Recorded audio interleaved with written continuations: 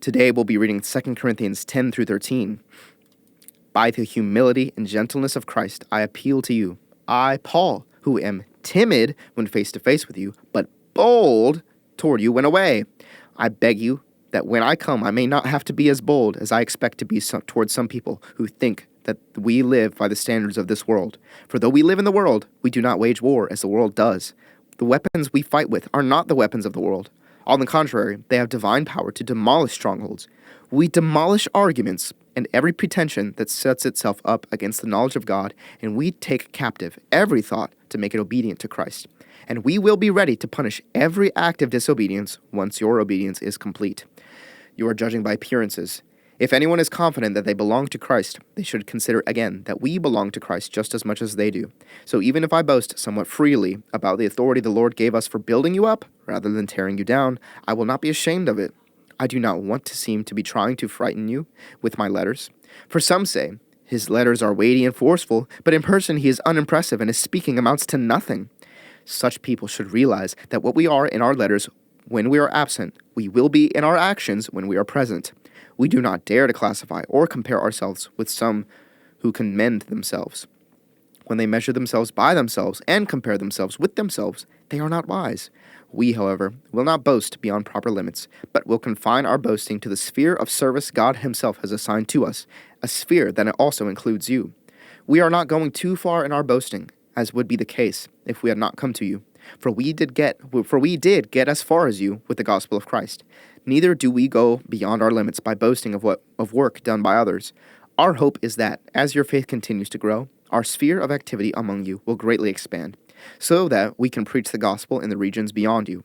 For we do not want to boast about work already done in someone else's territory, but let the one who boasts boast in the Lord.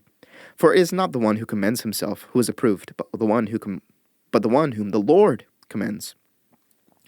I hope you will put up with me in a little foolishness. Yes, please put up with me. I am jealous for you with a godly jealousy.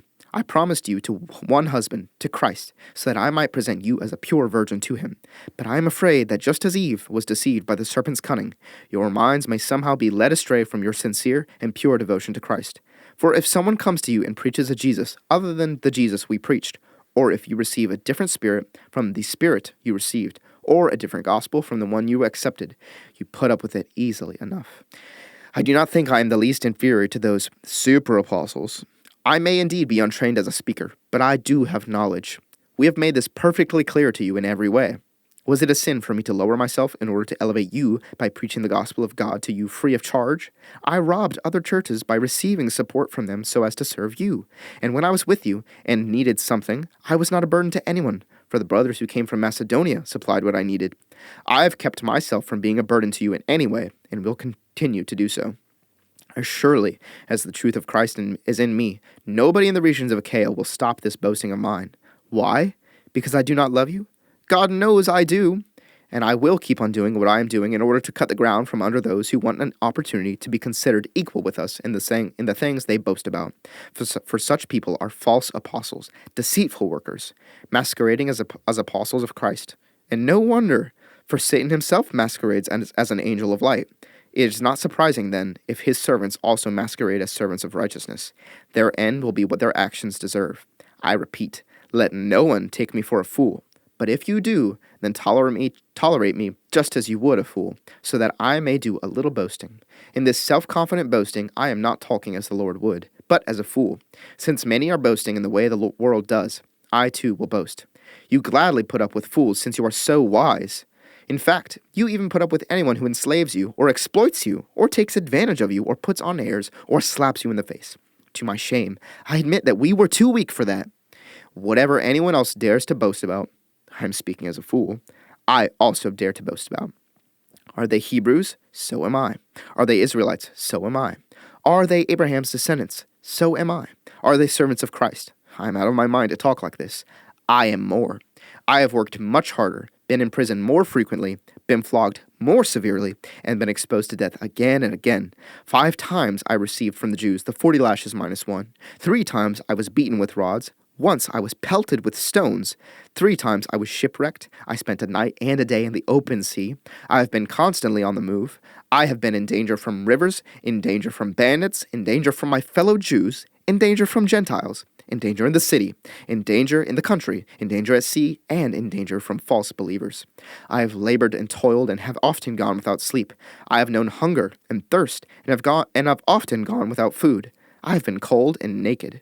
Besides everything else, I face daily the pressure of my concern for all the churches. Who is weak, and I do not feel weak? Who is led into sin, and I do not inwardly burn? If I must boast, I will boast of the things that show my weakness. The God and Father of the Lord Jesus, who is to be praised forever, knows that I am not lying. In Damascus, the governor under King Aretas had the city of the Damascenes guarded in order to arrest me. But I was lowered in a basket from a window in the wall and slipped through his hands. I must go on boasting. Although there is nothing to be gained, I will go on to visions and revelations from the Lord. I know a man in Christ who 14 years ago was caught up to the third heaven. Whether it was in the body or out of the body, I do not know. God knows. And I know that this man, whether in the body or apart from the body, I do not know, but God knows, was caught up to paradise and heard inexpressible things, things that no one is permitted to tell. I will boast about a man like that, but I will not boast about myself, except about my weaknesses. Even if I should choose to boast, I would not be a fool, because I would be speaking the truth. But I refrain, so no one will think more of me than is warranted by what I do or say, because of these surpassingly great revelations. Therefore, in order to keep me from becoming conceited, I was given a thorn in my flesh, a messenger of Satan to torment me. 3 times I pleaded with the Lord to take it away from me, but he said to me, "My grace is sufficient for you, for my power is made perfect in weakness." Therefore, I will boast all the more gladly about my weaknesses, so that Christ's power may rest on me. That is why, for Christ's sake, I delight in weaknesses, in insults, in hardships, in persecutions, in difficulties. For when I am weak, then I am strong. I have made a fool of myself, but you drove me to it.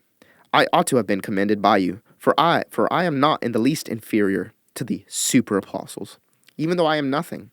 I persevered in demonstrating among you the marks of a true apostle, including signs, wonders, and miracles. How are you inferior to the other churches, except that I was never a burden to you? Forgive me this wrong. Now I am ready to visit you for the 3rd time, and I will not be a burden to you, because what I want is not your possessions, but you. After all, children should not have to save up for their parents, but parents for their children. So I will very gladly spend for you everything I have, and expend myself as well. If I love you more, will you love me less? Be that as it may, I have not been a burden to you. Yet, crafty fellow that I am, I caught you by trickery. Did I exploit you through any of the men I sent you? I urged Titus to go to you, and I sent our brother with him. Titus did not exploit you, did he? Did we not walk in the same footsteps or by the same Spirit? Have you been thinking all along that we have been defending ourselves to you? We have been speaking in the sight of God as those in Christ, and everything we do, dear friends, is for your strengthening. For I am afraid that when I come, I may not find you as I want you to be. You may not find me as you want me to be. I fear that there may be discord, jealousy, fits of rage, selfish ambition, slander, gossip, arrogance, and disorder. I am afraid that when I come again, my God will humble me before you, and I will be grieved over many who have sinned earlier and have not repented of the impurity, sexual sin, and debauchery in which they have indulged.